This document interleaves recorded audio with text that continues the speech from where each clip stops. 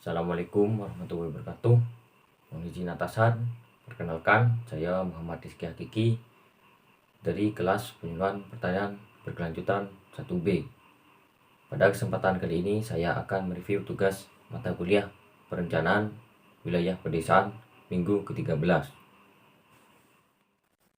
Uraikan kelebihan dan kekurangan alat analisis internal rate of return.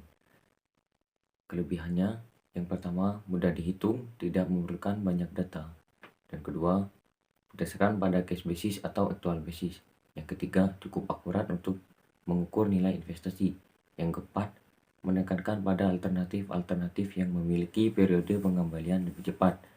Untuk kekurangannya, yang pertama, tidak mampu memberikan informasi tentang tingkat profitabilitas investasi. Yang kedua, sulit untuk membuat kesimpulan jika ada peluang investasi. Yang ketiga, tidak memperhitungkan pengembalian investasi. Yang keempat, jelaskan apa yang dimaksud dengan payback period. Payback period adalah istilah yang sering digunakan dalam bidang ekonomi, terlebih oleh orang-orang yang terlibat dalam transaksi investasi. Pengembalian modal atau payback period adalah keterangan periode waktu kapan dana investasi seseorang akan kembali.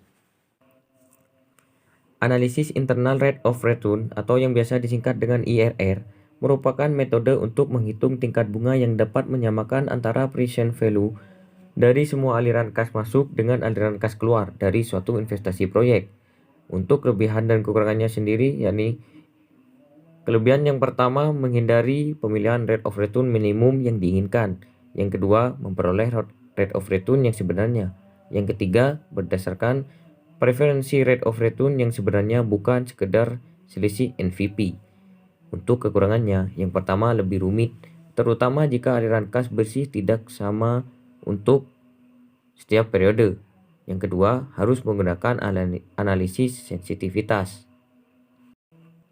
Analisis Economic Internal Rate of Return atau yang biasa disingkat dengan EIRR merupakan tingkat pengembalian berdasarkan pada penentuan nilai tingkat bunga atau discount rate, di mana semua keuntungan masa depan yang dinilai sekarang dengan discount rate tertentu adalah sama dengan biaya kapital atau present value dari total biaya.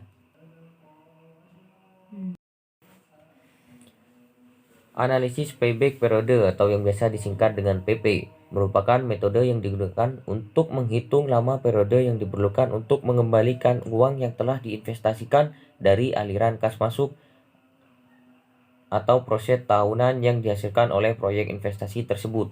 Apabila proset setiap tahunnya jumlahnya sama, maka payback periode dari suatu investasi dapat dihitung dengan cara membagi jumlah investasi atau outlay dengan proset tahunan. Untuk kelebihan dan kekurangannya, kelebihan yang pertama mudah dihitung, yang kedua berdasarkan pada case basis, yang ketiga cukup akurat untuk mengukur nilai. Untuk kekurangannya, yang pertama tidak mampu memberikan informasi tentang tingkat profitabilitas investasi, yang kedua tidak memperhitungkan pengembalian investasi setelah melewati waktu payback periode.